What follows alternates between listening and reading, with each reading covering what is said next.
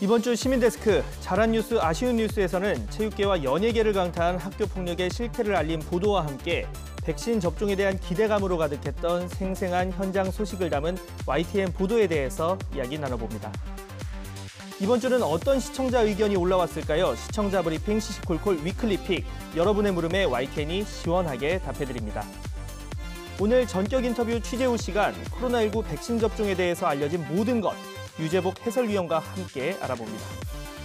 내가 본 DMB에서는 전 세계 전쟁과 역사를 연구하는 프로그램 뉴스멘터리 전쟁과 사람을 살펴보겠습니다. 시청자 여러분, 한 주 동안 안녕하셨습니까? 시민데스크 박광렬입니다. 지난 1월 조폭 출신 5.18 구속 부상자 회장의 두 얼굴을 연속 보도한 YTN이 제148회 방송기자연합회가 주는 지역뉴스 부문 이달의 방송기자상을 수상했습니다. YTN 광주지국의 이번 보도는 5.18 구속 부상자 회장의 어두운 과거와 함께 불투명한 수익사업 실태를 낱낱이 밝혔는데요. 지역 밀착형 뉴스에 더 집중하겠습니다. 또 수도권 중심 시각에만 머물지 않도록 더 노력하는 YTN이 되겠습니다. 이번 주 시민데스크 잘한 뉴스, 아쉬운 뉴스로 시작합니다.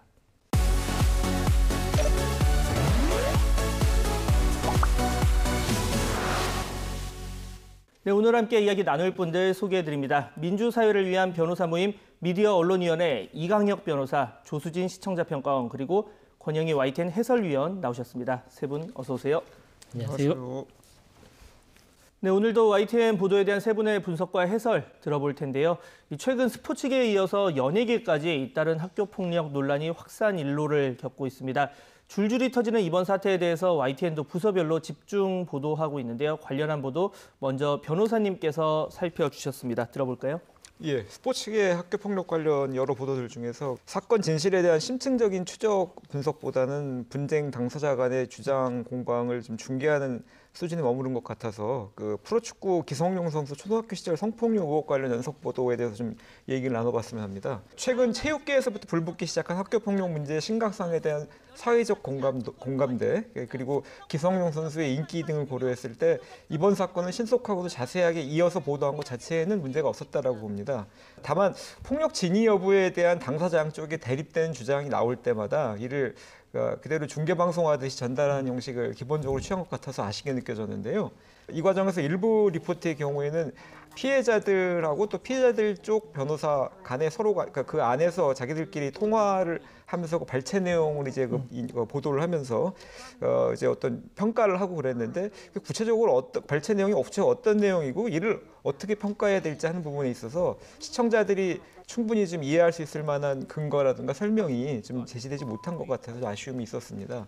일단은 많이 터지고 있는 게 체육계라든가 연예계라든가 소위 말해서 연속뉴스 분야 쪽에서 많이 터지고 있는데 보도국내 예를 들어 사건팀 법조팀이라든가 소위 말해서 그 경성뉴스 분야 이런 데도 그 어떤 역량과 어떤 협업 체계가 본격 가동이 돼서 보다 좀 심층적인 추적 취재에 좀 나서 주실 것을 기대하겠습니다.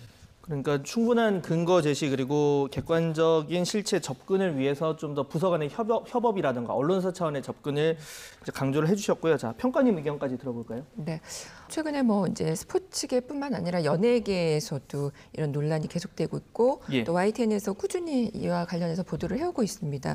지난 22일에 연예계에도 학교폭력 얼룩 분출구된 온라인이라는 그 기사에서는요, 스포츠계에 이어서 연예계에서 계속되고 있는 학폭 그 논란에 대해서 소개를 하면서 학교 폭력 미투 운동 확산된 현상을 이제 진단을 하거든요. 이런 이제 세대적 특성을 통해서 이 학폭 미투를 이렇게 검증한 것은 굉장히 좋았는데 그런데 대책 마련이 여전히 조금 부족했다라는 생각이 조금 아쉬웠고요. 지금 이제 기성용 선수 말고도 또 박상아 전격 은퇴, 수도권 투수 2명도 조사 중이라는 보도에서는 인터넷 커뮤니티를 중심으로 제기되고 있는 문제들을 다뤘습니다. 그런데 이제 이런 보도를 소개하면서 인터넷 게시판에 이렇게 폭로의 글이 올라온 것들, 이런 것들을 여과 없이 이렇게 전달하는 거, 이런 것들을 좀 지양해야 하지 않을까라는 생각이 들었고요. 또 2월 25일에 뉴이저에서는 미투 운동으로 번진 학교폭력 전문 변호사의 진단 조언은이라는 그런 보도가 있었는데요. 저는 이거 보면서 국내 1호 학교 폭력 변호사라는 게 있구나를 처음 알았거든요. 예. 그래서 새로운 면도 알게 됐고 또 지금 중요한 건 비대면 시대에도 역시 학교 폭력이 계속되고 있다라는 거거든요. 그런 점들을 여기서 좀 다뤘습니다. 그래서 여러 가지 다양한 이 변호사님을 통해서 법적 대응 문제라든가 그다음에 가해자, 피해자 부모의 입장이라든가 뭐 학교 폭력의 배경, 근본 대책 이런 것들을 조금 자세하게 소개하려고 노력했다는 점들이 잘한 뉴스로 꼽았습니다. 성폭력 그리고 학교폭력 문제가 사실 너무 또 증거 중심주의적으로 가기는 또 쉽지가 않겠죠. 왜냐하면 보통 이런 일들이 증거가 남지 않는 경우가 대다수다 보니까 그래서 과거 이제 미투 한창 이제 확산될 때 뭐 성인지 감수성 이런 얘기도 나왔었고 그런데 또 언론사에서 그런 이유로 이쪽 말만 듣고 또 저쪽 말만 듣고 이걸 중계식으로 이렇게 하다 보면 실체적 진실에 접근하는 게 과연 쉬운 일일까라는 고민도 들게 하는 순간입니다. 자, 두 분 뭐 의견 들어봤고요. 위원님 이 부분에 대해서는 좀 어떻게 말씀을 해주시겠습니까? 짧게 말씀드릴게요. 두 분이 뭐 해결책까지 다 제시를 잘 해주셔가지고 예. 이 보도가 쉽지 않은 건 사실입니다. 팩트, 증거는 없고 양쪽의 주장만 있는 상황이라서 언론사 입장에서 이런 거 컨트롤하기 정말 쉽지 않습니다. 우리 사회가 아직 이 학교폭력 문제에 대한 근본적인 대책에 대해서 연구도 부족하고 그런 것 같아요. 언론사의 역할이 그런 것을 좀 꼬집고 같이 한번 대안을 마련해 보도록 해나가는 거 아니겠습니까? 그런 쪽으로 기사가 나가야 될 것 같고요. 그런 면에서 볼 때 뉴스가 있는 저녁에 이제 국내 1호 학교폭력 전문 변호사께서 출연해서 한참 설명을 해주신 게 최근 기사 본 중에 가장 저는 의미가 있고 재밌었던 기사라고 스스로 평가하고 싶습니다. 앞으로 더 잘하기 위해서 YTN도 해결책을 찾는데 도움이 될 수 있도록 그런 보도를 하도록 노력을 하겠습니다. 자, 이어서 이 3.1절을 맞아서 기획된 YTN 의미 있는 기념 보도들을 살펴볼 텐데요. 이번에는 변호사님께서 준비를 해주셨죠? 예, 지난 1일 백두돌 3.1절을 맞아서 그 조상의 민족 독립 정신을 기리고 우리의 현재적 과제를 되새겨볼 수 있도록 해준 기념 보도들을 한번 잘 살펴봤는데요. 예. 먼저 3.1운동 역사전시관으로 재탄생한 딜쿠샤 보도는 3.1운동과 일제 그 제암리 학살 사건을 전 세계에 알리는데 큰 역할을 했던 일제 강점기 미국 통신사 기자분이었죠. 그 엘버트 테일러 부부. 이 부부의 집이 일제에 의해서 이 부부가 강제 추방을 당한 뒤 약 80년간 방치됐다가 이번에 3.1운동 그 역사전시관으로 재탄생해서 뜻깊은 역사교육 현장이 될 것이라는 반가운 소식을 전했고요. 예. 또 베이징 이육사 선생 순국지 표지석도 없이 쓸쓸히 77년 보도는 조국의 광복을 눈앞에 두고 끝내 일제 감옥에서 순국했던 그 민족신 이육사 선생의 순국 장소가 추정지인 것을 넘어서 분명히 확인된 곳이 아니다라는 이유로 인해서 그 표지석 하나 없이 쓸쓸하게 그 방치된 모습을 생생하게 보여줬습니다. 또 법무부 이규원, 이해승 등 친일파 4명당 국가환수 추진 보도는 친일 잔재 청산의 매우 실질적 과제로 제기가 되는 그 친일파 후손 소유 토지 환수 소송 정부가 이번에 또 추가로 나선 것을 전하면서 그 의미와 또 현실적 어려움까지 구체적으로 잘 소개해줬습니다. 말씀드린 그 이 YTN 3.1절 기념 보도들은 우리에게 이런 3.1운동 명신을 망각하지 않고 오늘로 이어진 과제를 완수해야 될 사명이 있다라는 것을 잘 되새겨준 것 같습니다. 네. 사실 뭐 단순히 민족주의적인 차원을 넘어서 이 3.1운동이 갖는 보편적인 가치도 분명 있을 거고 그게 102년이 지났지만 아직까지 이루어지지 못하는 부분도 있을 겁니다.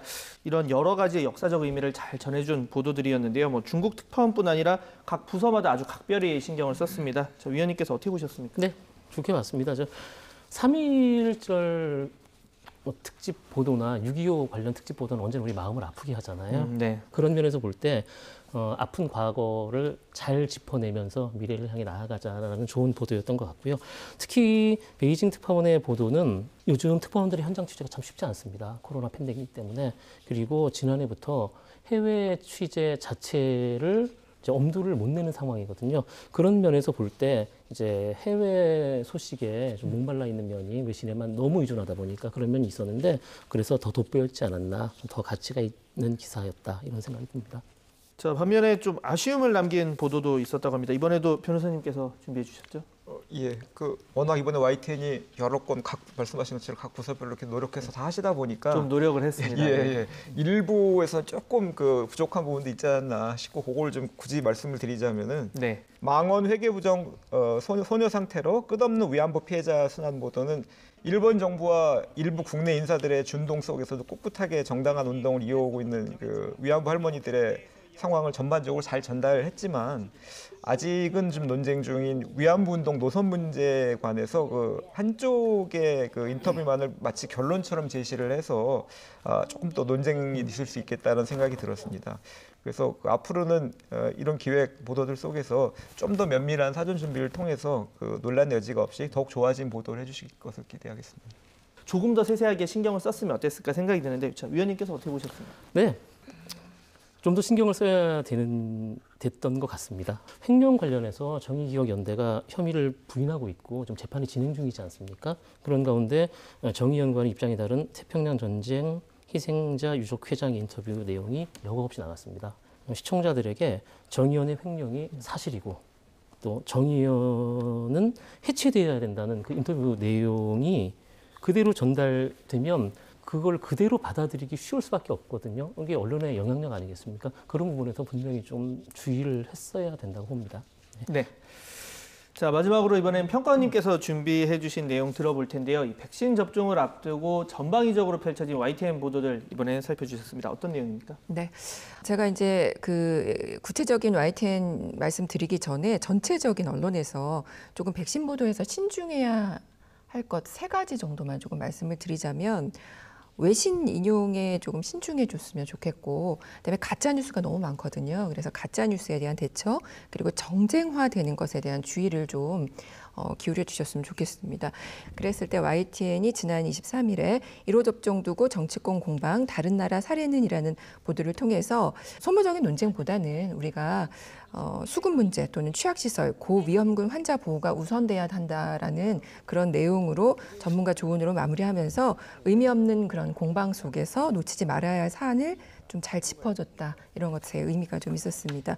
그 이후에도 백신 그러니까 해외에 있는 리포터를 연결을 해서 해외 사례를 자세히 전달하기도 했고요. 또 백신이 도착해서 이송되는 과정 이런 것들도 잘 전달을 했습니다.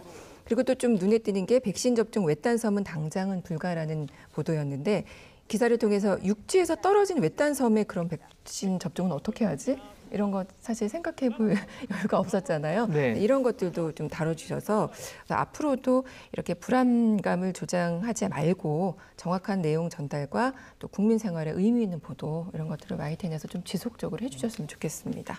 네, 3가지 얘기해 주셨습니다. 그러니까 외신 인용에 좀 신중해주고 가짜뉴스나 정쟁화를 지양해달라라는 얘기해 주셨어요. 위원님 어떻게 보셨습니까? 전적으로 동감합니다. 평가원님께서 너무 잘 지적해 주셨는데요. 그리고 되게 우아하고 멋있는 표현으로 앞으로 요런 3개 부분을 좀 잘해봐라 이렇게 지적해 주셨는데 좀 개인적으로 딱 2가지인 것 같아요. 코로나 방역의 가장 큰 문제는 정치권과 언론입니다. 정치권과 언론 때문에 불안이 조성되고 정치권은 모든 백신과 관련한 모든 내용을 다 정쟁으로 삼잖아요. 그리고 받아쓰기 바쁜 언론이 더 심화 확대하고 이러다 보니 이렇게 큰 재난 앞에서 오히려 솔선수범하고 국민들을 하나로 뭉치게 해야 하는 게 정치권과 언론의 의무 아니겠습니까? 반대로 불안과 불신과 갈등을 조장하고 있다는 생각이 들어요. YTN도 자유롭지 못하다고 생각을 합니다. 재난보도 준칙에 최소한이라도 지키려는 노력이 다 지키는 건 사실상 쉽지 않고요. 최소한이라도 지키는 노력이 절실한 것 같고요. 적어도 YTN은 정확하고 의미 있는 보도를 위해서 최선을 다할 것을 약속드리겠습니다. 뉴스에서 백신 접종 뒤 50대 숨져 이렇게 빨간 글씨로 나오면 굉장히 이제 불안해할 수밖에 없고 접종을 하는 사람들한테도 또 안 좋은 영향을 끼칠 수가 있잖아요. 그런 부분에 대해서 절대 보도하지 말자가 아니라 보도를 하더라도 왜 그런 일이 발생했고 그러면 이런 일이 발생하지 않으려면 어떻게 해야 되는지 또 다른 백신 접종과 이런 사례 비교를 좀 해본다거나 이렇게 접근을 해보면 어떨까? 이건 여야가 바뀌더라도 언제나 통용되는 좀 이런 감염병 상황에서의 언론의 역할이 아닌가 싶습니다. 자, 오늘 잘한 뉴스, 아쉬운 뉴스, YTN 더 나은 보도를 위한 3분의 애정어린 분석과 해설까지 잘 들어봤습니다. 3분 오늘 말씀 감사합니다. 믿고 보는 뉴스를 만들기 위한 노력은 계속됩니다. 시청자 브리핑 시시콜콜 위클리픽. 이번 주 시청자 의견 함께 보시죠.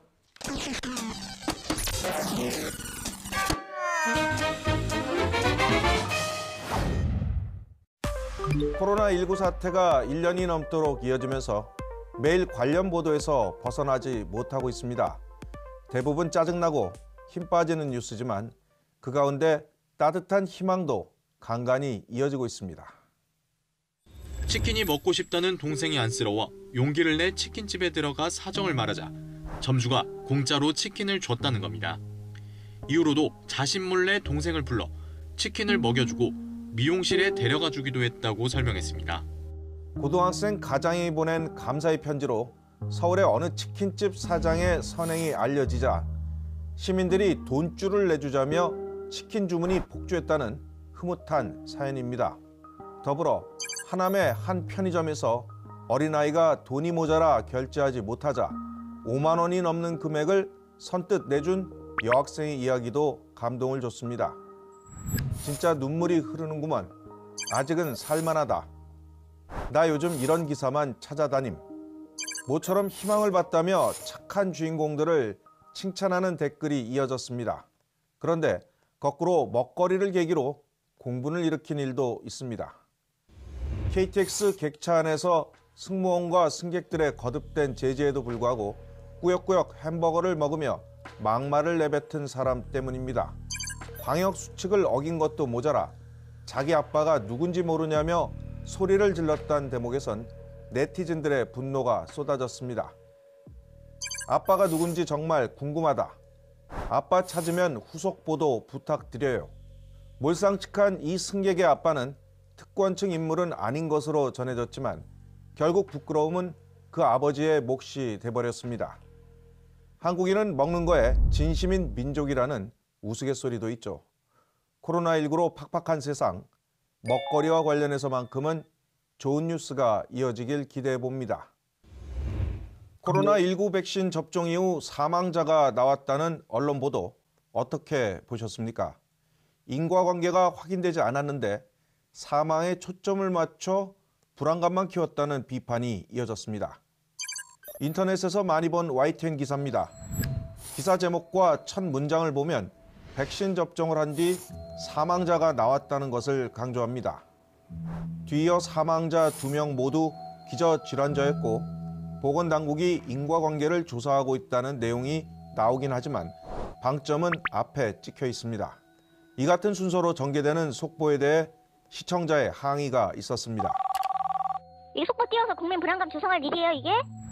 방역당국하고 정부하고 합의를 한 다음에 속보를 띄우세요. 혹시나 했더니 아니나 다를까네, 진짜. 백신 독감 주사 때도 이런 식으로 뉴스 속보 띄우셨잖아요.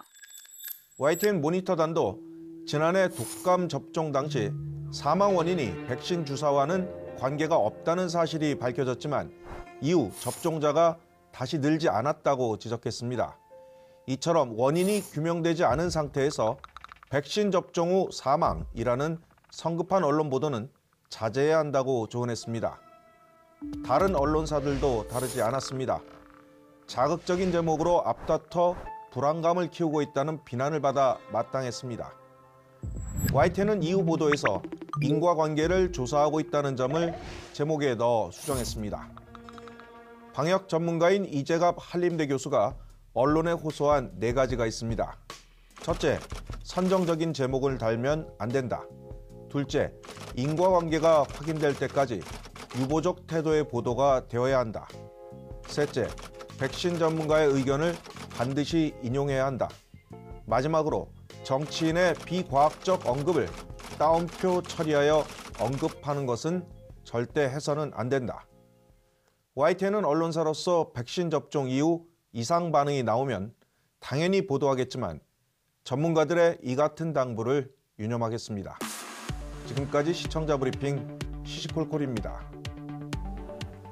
지난달 26일 백신 접종이 시작됐습니다. 다가오는 봄 마스크 없는 일상으로 돌아갈 수 있을지 전 국민의 기대감도 커지고 있는데요. 오늘 전격 인터뷰 취재후 시간 백신 접종에 관한 여러 궁금증과 함께 여전히 긴장의 끈을 놓을 수 없는 이 코로나 바이러스 감염증 현황을 류재복 해설위원과 함께 정리해 보겠습니다. 지금 바로 만나보시죠.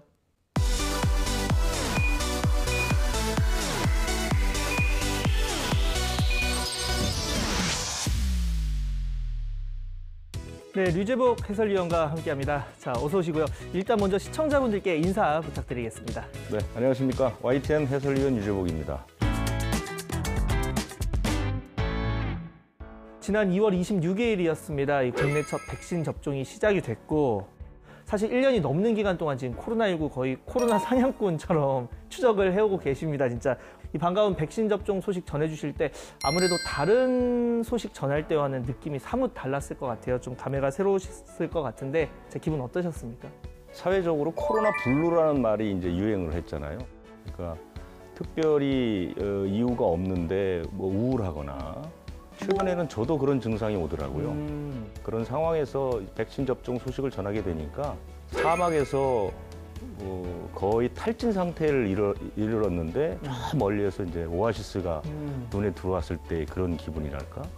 전하는 저도 아주 기분이 좋았고 듣는 분들도 많이 관심을 가져주셔서 그때 며칠은 사실은 좀 제가 이렇게 소식을 전하는 맛이 좀 났다고 할까요? 그런 상황이었습니다.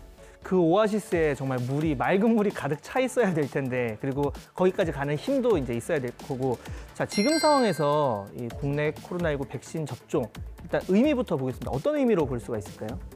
백신을 이제 외국에서는 게임 체인저라고 합니다. 그러니까 이 판을 바꿀 수 있는 무기라는 거죠. 지난 2008년, 9년도에 이제 신종플루라는 그 바이러스가 전 세계를 이제 창궐을 했었죠. 네. 우리나라도 마찬가지로 많은 환자가 생겼는데요. 그때 백신이 이제 비교적 쉽게 개발이 되면서 어느 한순간 사라져 버렸습니다. 백신이 접종이 되고 어느 정도 집단 면역이 형성되면 마치 아무 일도 없었던 것처럼 이 코로나 사태가 그냥 사라지거든요.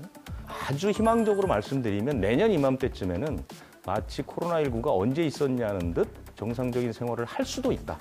말씀을 듣고 그 모습을 떠올려 보니까 막 마음이 좀 뭉클해지기도 하고 그러는데 자, 지금 이 백신 접종 가장 큰 목표는 아무래도 이제 집단 면역 형성일 겁니다. 뭐 국민의 70% 이상이 맞아서 맞지 않아도 전염되지 않는 상태 이게 이제 집단 면역의 개념이 될 텐데 전문가들 사이에서 뭐 올해 11월 정도까지 될 수 있다라는 분들도 있고 또 그때까지는 좀 쉽지 않다라는 분들도 있고 이견이 나오고 있어요. 어떻게 보십니까?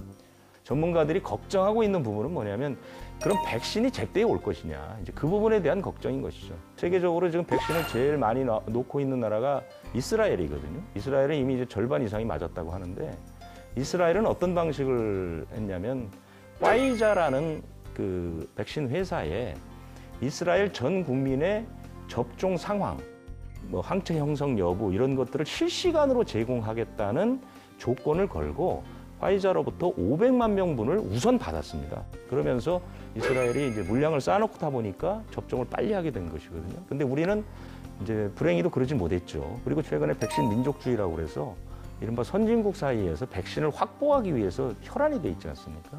하다 보니까 그 물량들이 제때 들어올지 장담할 수가 없는 거죠. 최근 그냥 추세만 보자면 확진자 감소세가 확 준다 이런 느낌은 들지 않고 있어요. 그렇다고 확 늘지도 않지만 이건 좀 어떤 측면이 있을까요?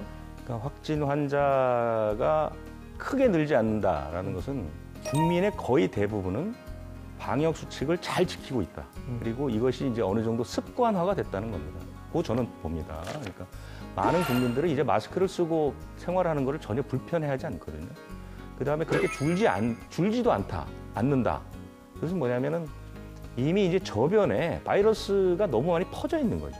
그것을 이제 좀 전문적인 용어로 베이스라인이라고 해서 확진 환자의 표준선이 이제 올라온 거죠.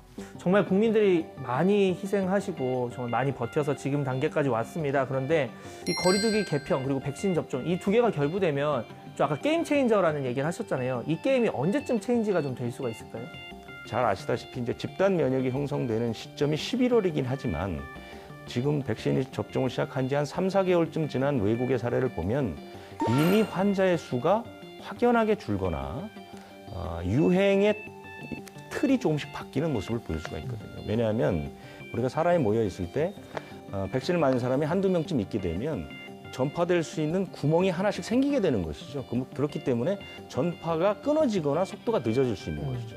그러다가 백신을 맞은 사람이 6명에서 7명, 10명 가운데 6명에서 7명이 되게 되면 더 이상 전파될 수 있는 고리가 없어져 버리는 게 돼. 그것이 바로 집단 면역이라고 하는 것이거든요. 그렇기 때문에 백신을 얼마나 빨리 맞을 수 있느냐에 따라서 환자 이 코로나19 상황은 안정되는 속도는 아마 이제 거기에 따라서 달라질 것 같고요. 계획대로만 된다면 적어도 1년이 지난 시점에는 우리가 마스크를 쓰지 않고도 서로 얘기를 할 수 있는 그런 상황이 올 수 있을 거라고 기대합니다. 자, 백신 접종 뭐 전에 하도 많은 사람들이 정말 궁금해하는 게 많았습니다. 가서 어떻게 해야 되는지, 뭐 두꺼운 옷은 입으면 안 되는지, 뭘 가져가야 되는지. 그래서 준비를 했는데요. 백신 접종 앞두고 이제 준비해야 할 점들 대표해서 한번 여쭤보도록 하겠습니다. 먼저 접종하러 갈 때 준비해야 될 거 뭐가 있을까요? 딱 요약을 해서 말씀해 주신다면? 지금 굉장히 많은 그 정보들이 있지만 네. 사실은 그걸 다 아실 필요는 없고요. 지금 왜 당장은 아실 필요가 없냐면 모든 것은 다 국가에서 본인에게 개개인에게 다 정보가 갑니다. 어떤 준비를 해올 것인가, 맞고 나서는 어떻게 할 것인가가 전부 정보가 전달이 되니까 주사 맞으러 가실 때는 신분증만 가져가시면 됩니다. 그리고 예방 주사를 우리 국민들은 다 한 번쯤은 맞아보셨을 겁니다. 예방 주사 맞을 때랑 똑같다. 그런데 항상 언론에서 많이 나온 얘기가 이 부작용 중에서 알레르기 얘기가 많이 나오거든요. 나 맞으면 안 되는 거 아니야 라고 생각을 하는 분들도 있는데 이거 정확히 좀 어떻게 정리해야 됩니까? 그러니까 알레르기라는 게 기본적으로 면역과 연관이 되는 거거든요. 면역과 관련돼서 질환을 가지고 있거나 뭐 이런 경험이 있으신 분들은 의사 선생님하고 상담을 하셔야 됩니다. 왜냐하면 그것이 어떤 알레르기인지, 그다음에 그게 어느 정도의 증상인지, 과거에 어느 정도로 알았는지 이런 것에 따라서 접종을 하고 안 하고가 결정될 수 있거든요. 그렇기 때문에 전화로도 상담할 수 있고 접종하러 가서도 상담할 수 있습니다. 그러니까 상담을 통해서 결정하는 게 가장 바람직하다 이렇게 말씀드릴 수 있습니다. 자, 일부 국가 같은 경우는 지금 백신 접종 맞으면 뭐 여권을 따로 준다거나 혜택을 주기도 하는데 그래서 이렇게 우리나라도 뭐 백신 접종을 하고 나면 뭐 다른 나라처럼 받을 수 있는 혜택 어떤 게 있습니까? 이스라엘이 그린 카드라는 걸 발급을 해서요. 백신을 2번 맞으면 이제 각종 혜택을 주는 거죠. 근데 우리는 그런 걸 생각하고 있지 않습니다. 왜냐하면 백신이라는 것은 국가 차원에서 순서를 정해서 맞고 있는 것이지 그 백신을 먼저 맞는 것이 어떤 혜택을 받기 위한 수단이 아닌 것이죠. 자, 마지막으로 여쭤보겠습니다. 지금 시청자분들 많이 이제 보고 계실 텐데 백신 맞았다고 뭐 방역수칙 등한시하고 이런 분들은 없겠지만 지금 상황에서 가장 경계해야 될 태도가 있다면 어떤 게 있을까요? 백신이 접종이 된다고 해서 방역이 흐트러지고 그것으로 인해서 환자가 급증하고 비상사태를 겪은 나라들을 너무 많이 봤습니다.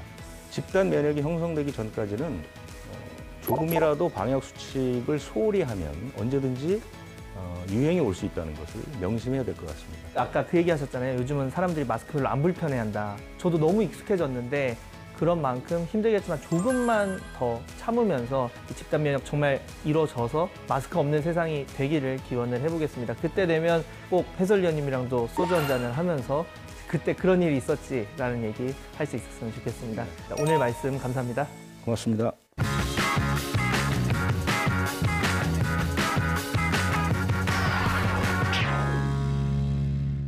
YTN DMB에서 방송된 프로그램을 소개하는 내가 본 DMB 시간. 오늘은 동서고금의 전쟁사를 집중 조명하는 프로그램 뉴스멘터리 전쟁과 사람을 살펴봅니다. 고두희 평가원의 의견입니다.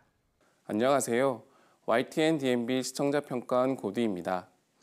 만물이 잠에서 깨어난다고 하는 경칩이 지나 완연한 봄날이 되고 있습니다. 따뜻해진 날만큼 좋은 일만 가득하시길 빕니다.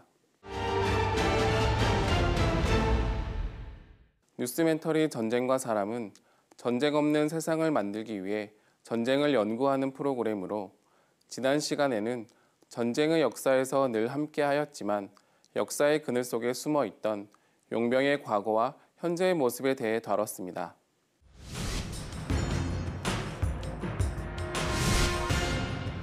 일상에서 우리는 용병에 대해 영화나 드라마 등을 통해서 보게 되는데 기존에 가지고 있는 용병의 모습은 돈에 의해서만 움직이고 잔혹하거나 배신을 일삼는 집단이라고 생각하기 쉬웠습니다.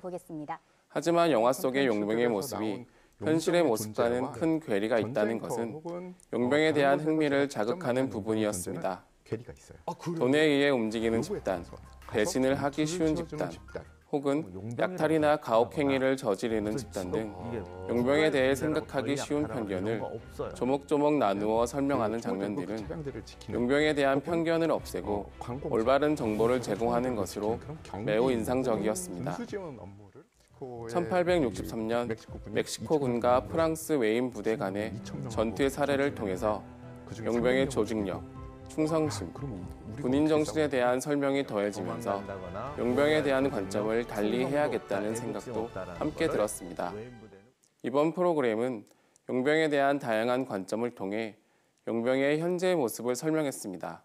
그럼에도 불구하고 전쟁이 없어지지 않는 한 용병도 없어지지 않을 것이라는 프로그램 후반부에서의 설명과 함께 역사를 통해서 인간과 사회 구조를 이해하고 현명한 답을 찾아야 한다는 말은 인간과 전쟁의 역사에서 어떤 가치가 중요한지에 대해 많은 생각할 거리를 던져주고 있습니다.